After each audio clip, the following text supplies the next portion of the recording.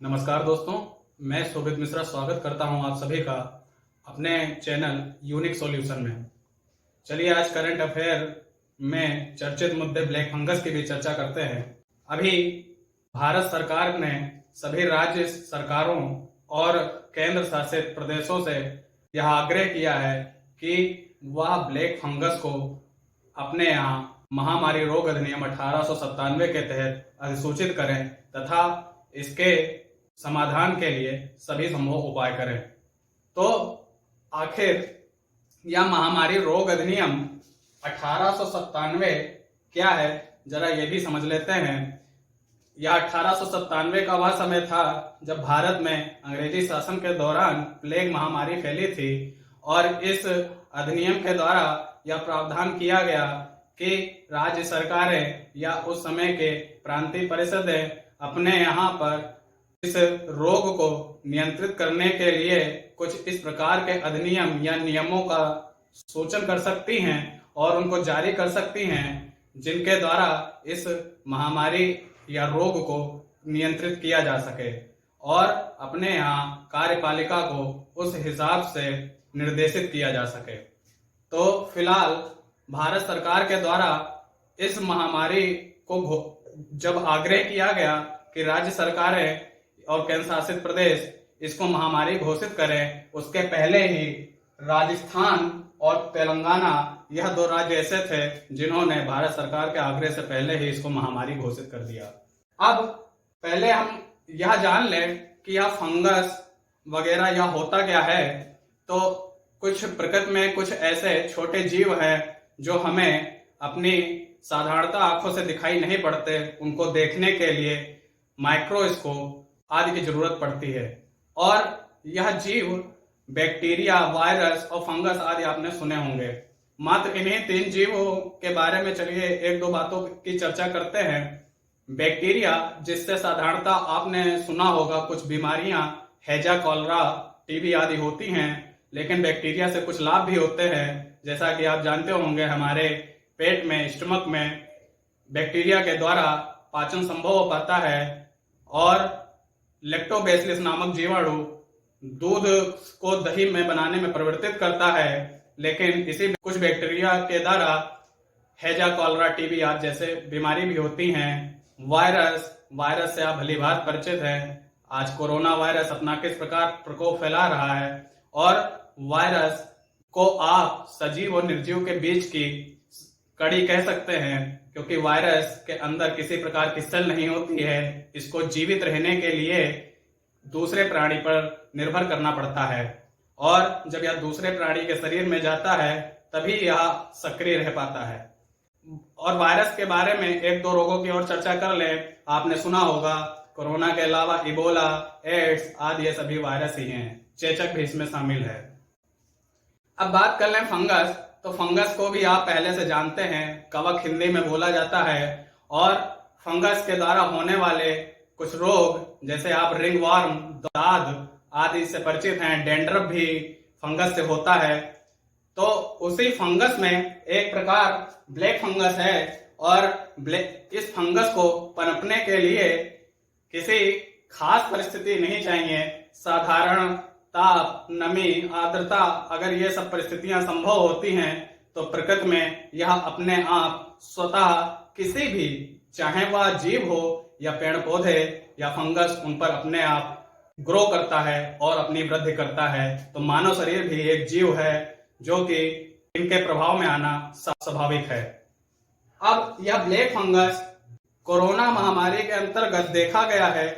जो प्राणी या आप कहें जो मरीज इनसे कोरोना वायरस से ग्रसित हुए हैं या कोरोना से रिकवर हुए हैं, उनके ठीक होने के बाद या उनके इस बीमारी से पीड़ित होने के समय या ब्लैक फंगस बीमारी उन पर अपना प्रभाव डाल रही है। और इस ब्लैक फंगस में लक्षण इसके क्या होते हैं कि नाक का जम जाना, जिससे सांस लेने में दिक्कत होना और नाक से काले रंग के द्रव या खून का स्राव होना, गाल और नाक की हड्डी में दर्द होना, आंखों में लालपन आ जाना, ये सारे ब्लैक फंगस के लक्षण कहे जा सकते हैं। अब यह ब्लैक फंगस का नाम म्यूकरमाइकोसिस, इस ब्लैक फंगस को म्यूकरमाइकोसिस भी कहते हैं और यह एक दुर्लभ फंगल संक्रमण है जो कि म्यूकरमाइसिटिस नामक फफूंद के कारण होता है। फिर से जाने कि इस फंगस का नाम म्यूकरमाइकोसिस है और यह दुर्लभ फंगल संक्रमण है जिसे जो म्यूकरमाइसिटिस नामक फफूंद के कारण होता है और यह मनुष्य के फेफड़ा तथा मस्तिष्क को प्रभावित करता है। यह मनुष्य के फेफड़ा तथा मस्तिष्क को प्रभावित करता है। अब बात कर लें कि इस फंगस के क्या समाधान हो सकते हैं।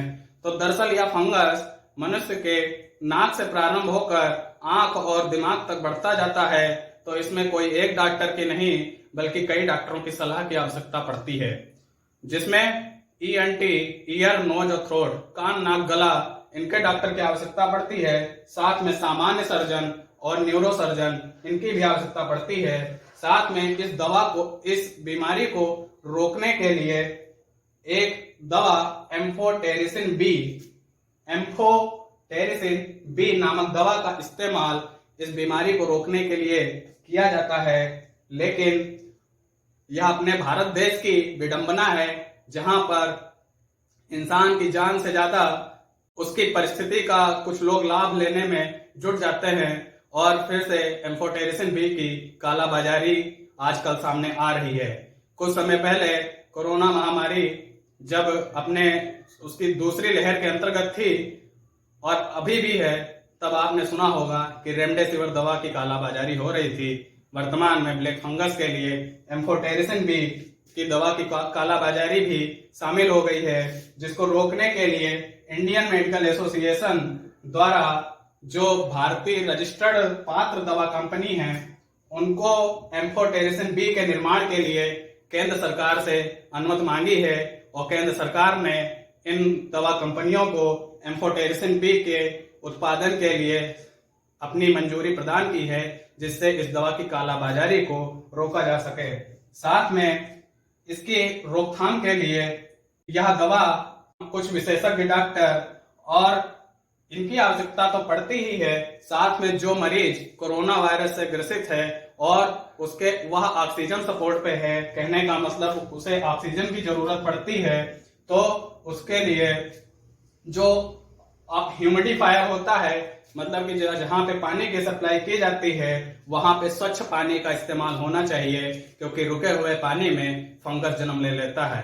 और कहीं ना कहीं यह माना जा रहा है कि फंगस कोरोना रोगियों के बीच में बढ़ने का प्रमुख कारण ह्यूमिडिफायर में मौजूद पानी का गंदा होना भी हो सकता है।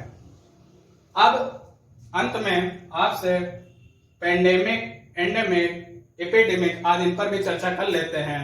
एंडेमिक एक ऐसी बीमारी है जो कि सामान्यतः एक छोटे स्तर पर फैली होती है और इस बीमारी की पुनरावृत्ति संभव हो सकती है, जैसे कि चिकन पॉक्स।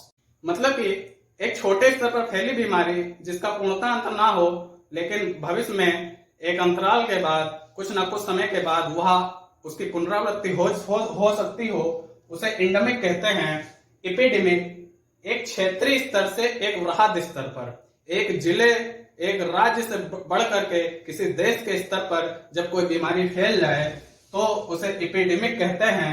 जैसे कि Zika virus, chikungunya, dengue, typhoid और इबोला, यह सारी एपिडेमिक थी और केंद्र सरकार ने अभी ब्लैक फंगस को एपिडेमिक घोषित करने के लिए ही कहा है।